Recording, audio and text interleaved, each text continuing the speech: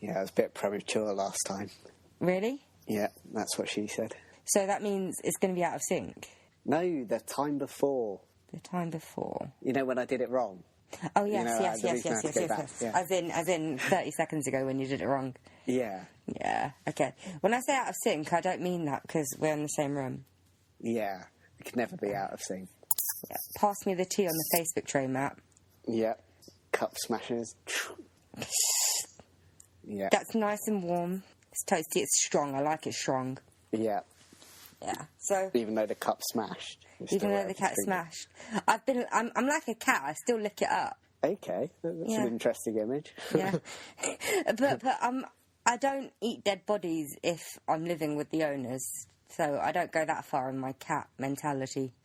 All right, is that what they do? They if their owners die, they eat them. Do they? Yeah, like if a cat's locked in the house and the owner's dead, there's no one to feed him or anything, so they just eat the owner. It's meat.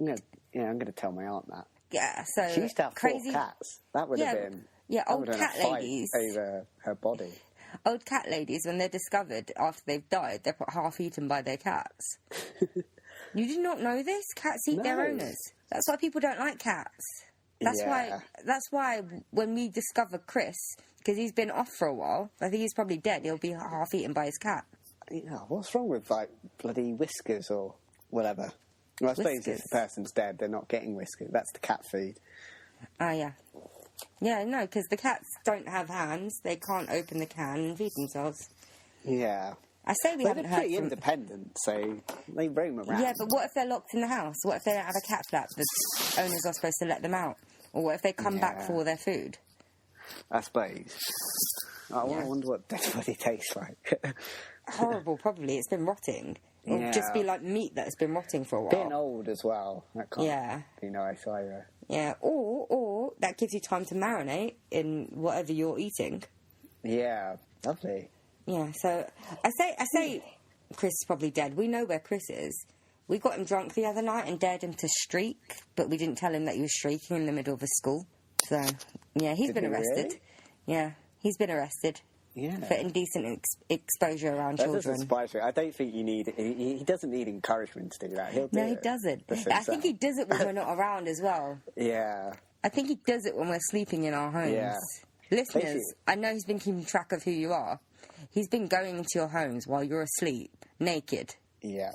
And just moving things around and watching you while you sleep. It's really creepy. I caught him doing it once to Annie. Yeah. And then I never saw Annie again. I know. Oh, did Chris off her after she caught him in her bedroom naked? Yeah, I mean... It makes so much sense why they're both missing. Yeah, it would be a shock, wouldn't it? Yeah, well, not really. Like, we expect it of Chris, because everyone else thinks he's this lovable guy. Don't expect it of Annie, though, do you? What, to be killed? No, walking around No. She caught Chris walking around naked in her bedroom while he was asleep. Perhaps she joined Chris in his quest. You what? Perhaps she joined Chris in his quest to walk around naked. He killed her, probably, I think. I haven't seen her since. True. She texted me when it happened, and then I never heard from her again. God, so a Annie's tragic dead. end, isn't it? Yeah, Annie's dead. Chris is in prison. Who's the next to go? He belongs. Well, I'm hoping it's you. Because, I mean, you're trying to kill the Queen. I'm not trying to kill the Queen. You are. She's going to die soon anyway. She's old. You never know. How old is she? She's about 89. She's just really old. Her mother lived until she was about 101, 102. The Queen doesn't have to worry about her pension, does she, like all the other old people? Could you imagine if she died, and then how about the money that she would have got for her pension, we give to the pensioners that need it? Could do, I suppose. Yeah, they might live through winter. Yeah. Yeah, I don't want to die before a waxwork is made out of me. Ba-dum-bush. That's the cue, is it? That's the cue. That's the cue. Okay, so this week we're going to be talking about Madame Tussaud. No, this week we are going to be talking about Marie Tussaud. Tussaud. There's no S at the end of her name. I looked it up. Oh, yeah, it's Tussaud, isn't it? I don't know what else. It's because the museum's called Tussauds, isn't it? Yeah, that's another thing we're going to be discussing. What else is it time for now, Matt? We need to get you to start doing this instead of just me and Chris. Oh, intro music! I don't know what I should Welcome to the Dorks Deduction Podcast, where we talk about stuff.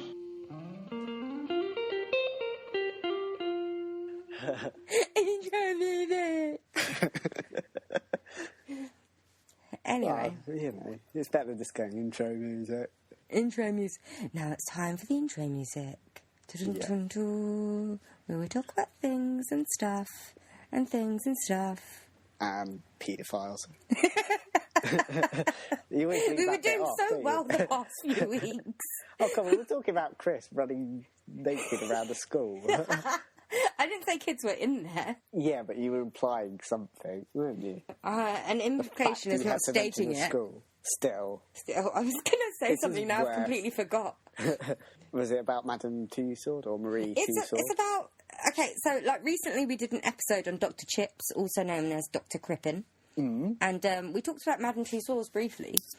And I had no idea that she was a person of merit. I just thought she was a lady that made wax museums, and she was still alive. I thought it was, like, fairly recent. I thought she ran the museums. But apparently not. Apparently I was incorrect. Matt corrected me in this.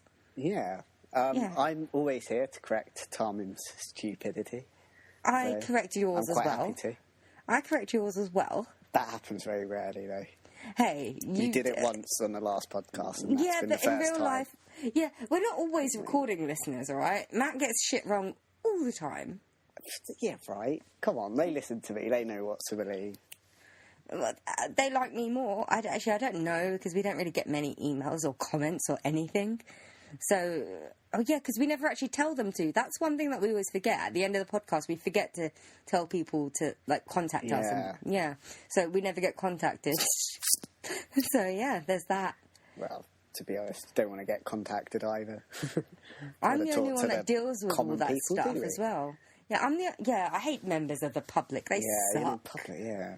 It's just, they're just there. Full of in public. It's just, like, why do we have to meddle with other people, okay? Why can't they keep to themselves? Podcast, you know, just for them, you know. They force us on them, you know. Yeah, they like the sounds of our voices so much that we have to take time out of our busy schedules to do this bollocks. Yeah. What bastards. Yeah, we should blame the public for this. Yeah, we hate you, public. I don't actually know how we got to this, but we hate you. Yeah, so if that doesn't encourage you to continue listening, you know. But, like, you know, we hate you, but if you love us, petition to make waxworks made out of us in Madame Tussauds. I brought it back on point. As we said, basically what we want people to do is bow down before us. Remember how we were saying we should ease up on the dominating the world thing, so people trust us more and like us, and then say in a few episodes time, or a few months, or a few years time, then we can take over without them even fucking noticing. Yeah, I've got a plan now. Anyway, huh? They're going to find out anyway. Yeah, once we've taken over. But I want them to. Yeah, I want them to. I want to be worshipped now. Yeah, I want to have people. But, Matt, we have to ease into this shit, all right? Because if we tell them to worship us right from the get-go, they're not going to. They just want to rebel. We have to make them like us first, and then we'll make them worship us like Hitler. You can't expect the impossible. Yeah, it's a long game that we have to play here, Matt, to play it well. Yeah, I just think people should worship us. They should, but sometimes people don't do what they should do. What's not to worship? I know, but people don't do what they should do. Yeah. Like, people are supposed to floss. I don't do it. Well, that's why we need dictators, really, don't we? I know. We would so make people do stuff. Yeah. Our dictatorship would be awesome. Well, it would be awesome for us, not for others, not for our constituents. Yeah, but who cares, you know? But the people that are loyal to us, we'll let you live. We're doing it for the glory of... No, I'm doing it to put the world in order, because it's shit. Yeah. I feel like we should take responsibility and just dictate the world. Yeah. So we are actually sacrificing our own well-being, our own personal lives, just to make the world a better place, if you think about it. We know we may be hated by some. Yeah, but we're willing to accept that. We'll kill them, you know. We will make the place a tolerant world by killing all the intolerant people. Yeah. Yeah. So anyway, Madame Tussauds. Yeah.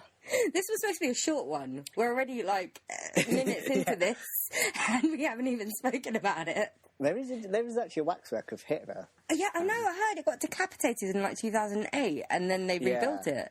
There's a lot of things I didn't know about Madame Tussauds, but I do know now.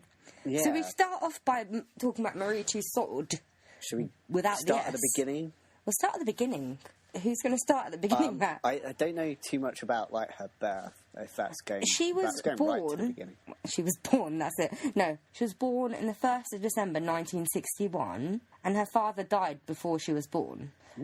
Yeah, she was raised with her mother under the care of Philippe Curtius, because her mother was a homemaker, and he actually he was a wax sculptor and a doctor. Yeah, he was very good. Apparently, yeah, he was very good. He actually made. Some of his waxworks were admired by the French royal family, and he did actually make a waxwork of one of the king's mistresses. So. Yeah. So Marie learnt her craft from Philippe, Dr. Curtius. Who she called Uncle. Yeah, who she called Uncles. They were really close. Her mother was the housekeeper. They saw each other on a day-to-day basis. Yeah. And I guess that's how she made so many connections as well, because she was quite close to the French royal family too. Yeah. Or she said, anyway, she said she was privy to some of their secrets because they were so trusting of her. This was going to later maybe a little bit troublesome for her. I'm not sure if we should we go to the French Revolution? Yeah. Well, might as well. That was a major part of her life. Well, I mean, she had made she'd made waxworks of the French philosophers at the time. She made them of really interesting people, which is what I found surprising. She did it of people of note. Yeah, so there was philosophers. Like her first one was the philosopher Voltaire. Yeah. And then she did one of Rousseau as well. She did one of Benjamin Franklin as well. Yeah. So she did it of really interesting people and really important figures of the world, and now there's one direction in her name. Yeah. Which is what I found funny. Stuff like that. Yeah. Well, there's ones of everybody, isn't there, these days? Yeah, but we'll get onto that later, actually, because it's really annoying me. I didn't think it would annoy me as much as it does. Yeah. Well, getting onto the French Revolution in particular, she had to model a lot of the kind of prominent victims of the French Revolution. Yeah, which is... I never knew this was a thing. That you're making death masks of a dead person, first of all, and then them being victims of crime and this revolution. I didn't think that was a thing. Well, I know about death masks because they've been doing that for years. Yeah, but of victims. But the victims. Yeah. It was apparently. I think it's like, you know how they used to put, in the old day, they used to put heads on spikes and stuff like that. Yeah. I think it's a bit like that in some way, just showing, look at who we killed and stuff like that. No one would think that you'd be able to bring them down, but we did. Yeah. So it's kind of like a trophy almost showing off what we've done. I guess that makes sense. Because seeing Eddard Stark's head on that spike, that put me off, fighting against the Lannisters. Yeah. You have no idea what I'm just talking about, do you? No. Game of Thrones fans will appreciate that. Oh, fascinating. So apparently a lot of these people may have even been her friends, because she is said to have had connections with high up people. Do you saying it was the royal family or something? Yeah, like that? French royal family. So yeah, people like that. So it's also been said that her own life may have even been in danger. Yeah, but I understand that if she was aligned with the French royal family and this revolution happened, she's gonna pick survival, isn't she? That's what most people would do.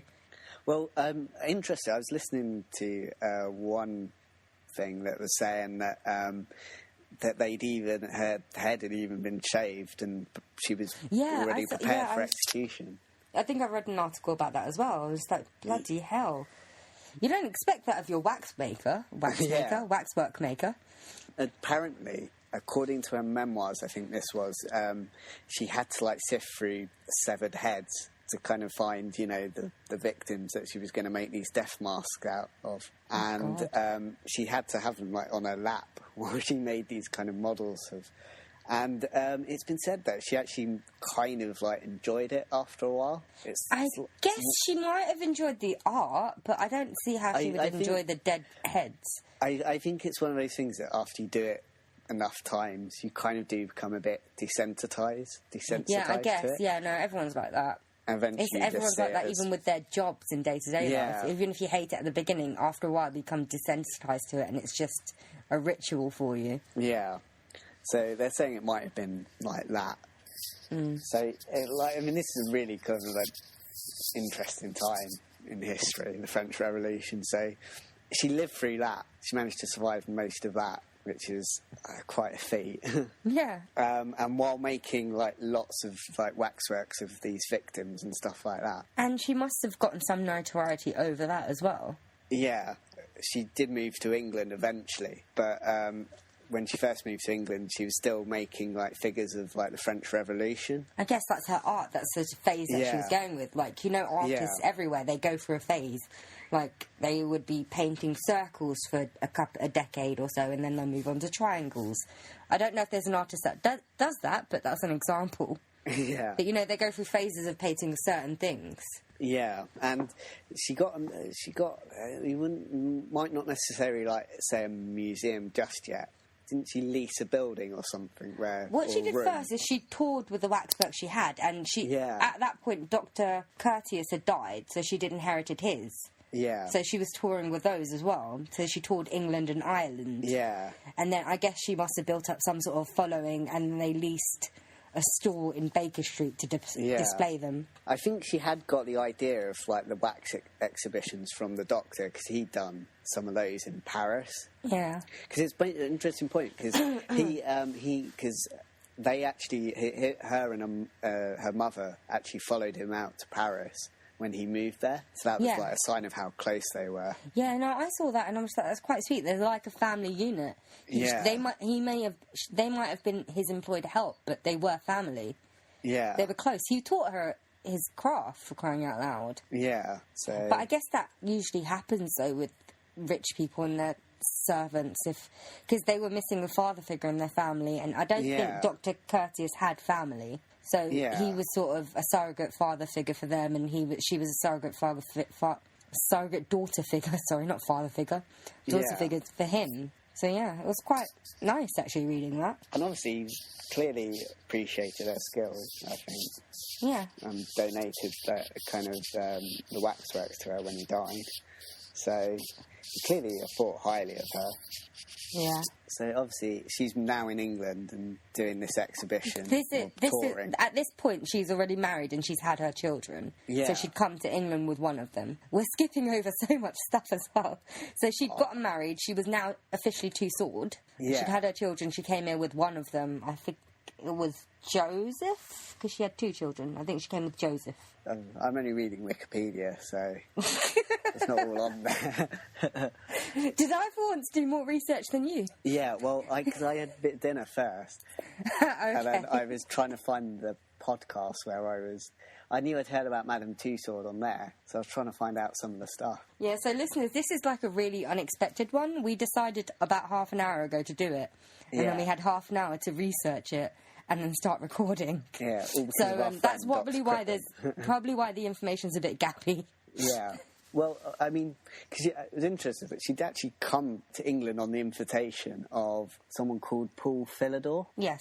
And he was a pioneer of magic lantern making and phantasmagoria. Yeah, so she was sort of like his support acts. Yeah. So, how bands have their support acts when they do gigs. So she was kind of like his. That he would take most of I think he took about half the profits, right? Yeah. That she would make. So she was making peanuts. Yeah, so it wasn't a particularly kind of great income for her. So she went solo. And we'll find out whether she was successful or not. Really? Will we find out? Yeah, it's a joke, That overpriced museum says enough, doesn't it? Yeah, pretty much. So she leased her own property in Baker Street and started displaying the wax figures there. Because I think is it where she still is? No, it's not. I think it was after she died that it got too expensive to run it, because obviously it wasn't as it is now. This was the 1800s. This is the early 1800s, early 1800s that this was happening. So it's not as it was now. It's not a major tourist attraction. Is it in the same place, though? No, I'm trying to get to that. It's not a major tourist attraction. So they were hemorrhaging money. Yeah. It wasn't. Yeah. So they tried to make it a publicly traded company, I think it was. But they had disagreements with the shareholders, so they decided to close down the Baker Street branch and open it up in Marylebone. I've said it right, haven't I? I can never say that word right. Yeah, isn't it Marylebone Road? Yeah, Marylebone, which is where it still is now. And there's like a wax figure of her in front of it. I think I've walked past it. Everyone's walked past it, but then you see the queue, so you don't walk into it. Yeah. It's the overpriced shit. Yeah, but that's London in general. Yeah, but the thing is, with other things, it's cost the same as, like, Chessington and Thorpe Park. When Chessington and Thorpe Park, you can actually do stuff.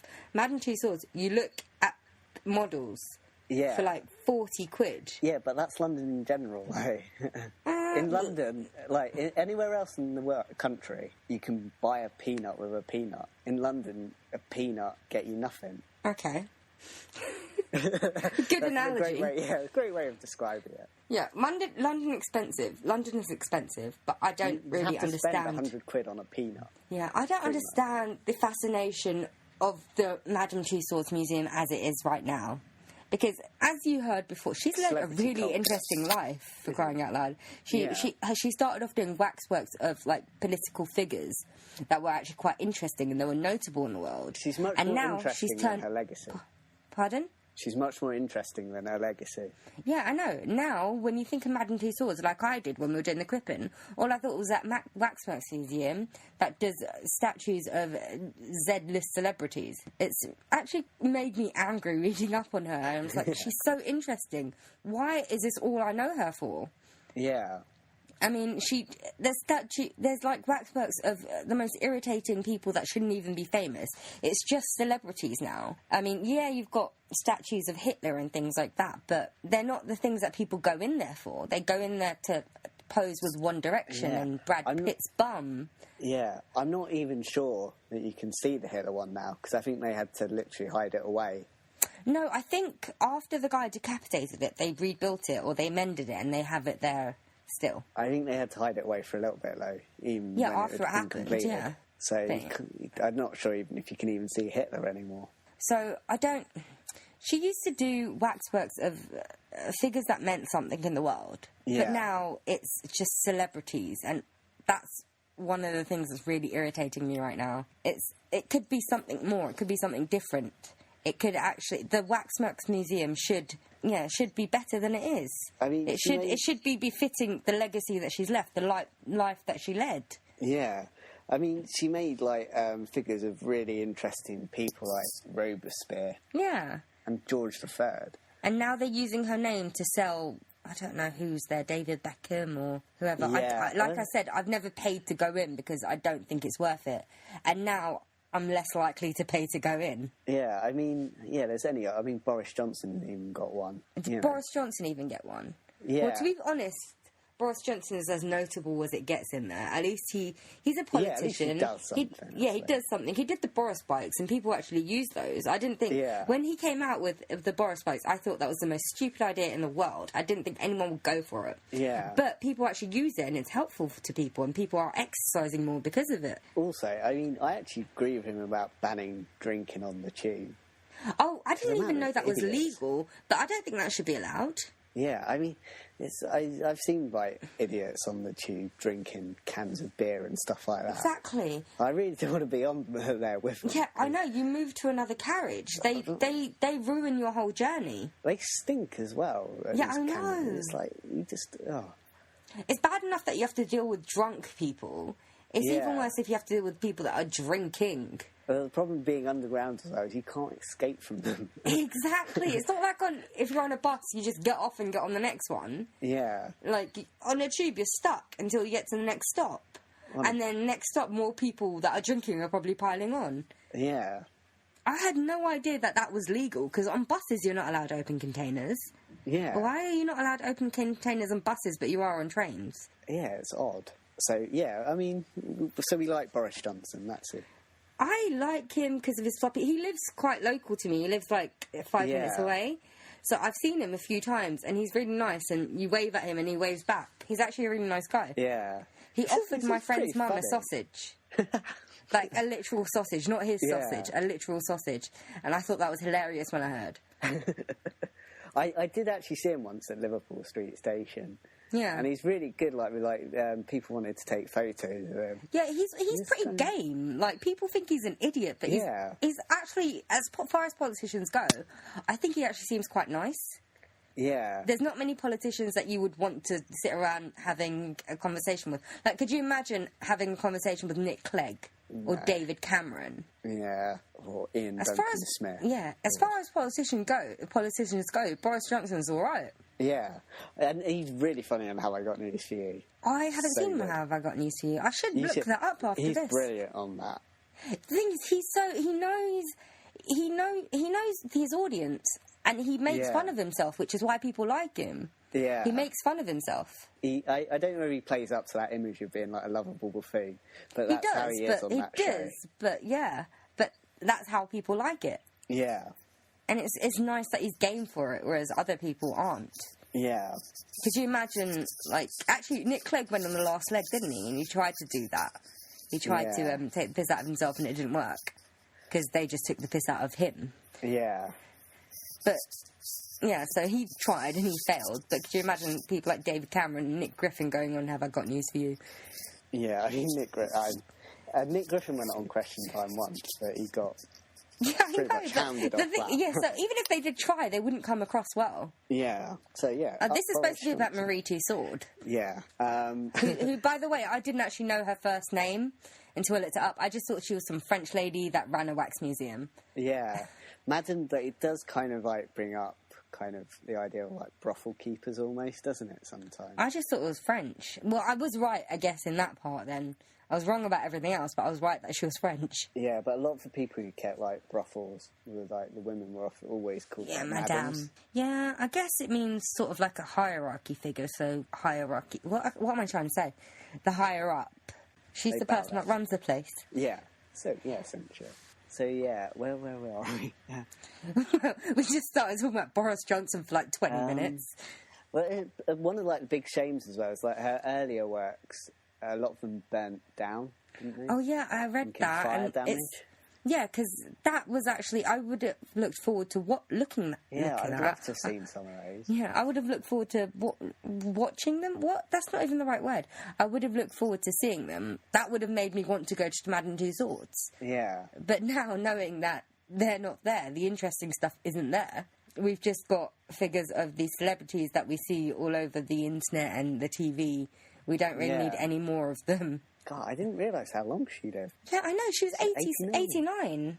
Wow. But I didn't realise people lived that long back then. Yeah. I guess the odd few. But also the German bombs during the war. That also That's what destroyed it, right? Yeah. I thought that was what originally destroyed it. Well, there was a fire in 1925 that got rid of some. That's genuinely actually quite sad.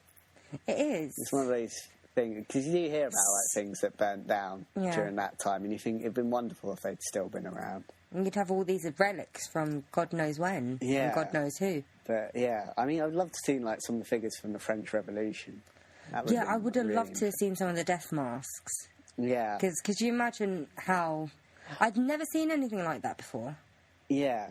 Because I'm not sure. Did she start doing some criminals during that time? Was that something did that start after she died? I think... I'm not quite sure, remember actually. whether I read she started that before or not. I can't remember. I think it was before. I think. But I could be wrong. Yeah, because there was a Chamber of Horrors, wasn't there? Yeah, but... Yeah, but was that before or after she died? Did they start... Because they didn't really expand it until after she died. It didn't become what it is now until afterwards. So I don't know if the Chamber of Horrors came before or after she died. Let me just look it up quickly.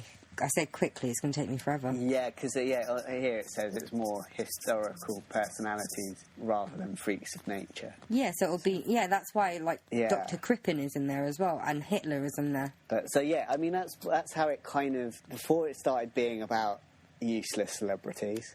Throwback. There was, criminals. I don't think that started while she was doing it, though. I'm not sure. I think it was saying it was rather than... criminals, it was historical personalities. I think that's what they were saying she did. So again, more interesting than the hat they have there now. Yeah. So, Madame Tussauds Wax Museum, I don't think I'll ever be visiting you. Unless you actually do make a waxwork of us, then we will go to the opening. We'll stand around pretending we're the waxworks and jump out at people. Yeah.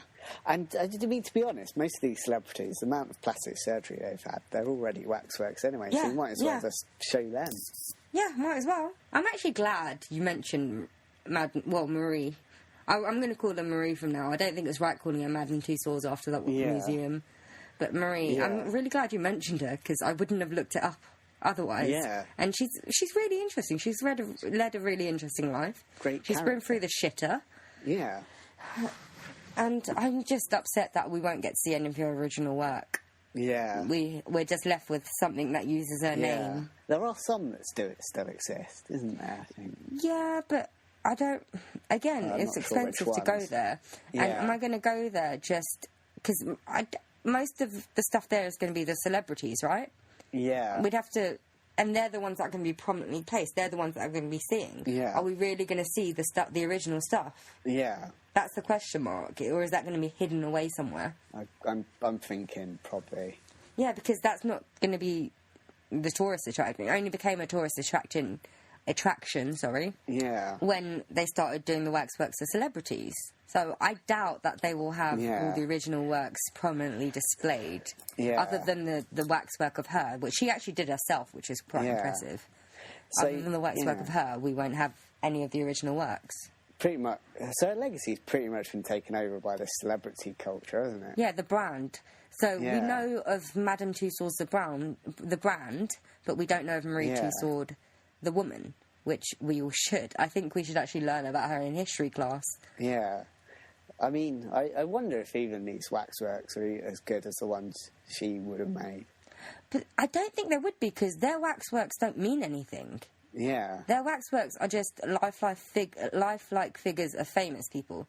Whereas her waxworks, they meant something. They were of prominent people that meant something to the world or aided the world. They were of, like, Benjamin Franklin, Voltaire, Winston Churchill, and she had the death masks as well, which were, like, major parts of the French Revolution, the remnants of the French Revolution. So we get to see the victims of it.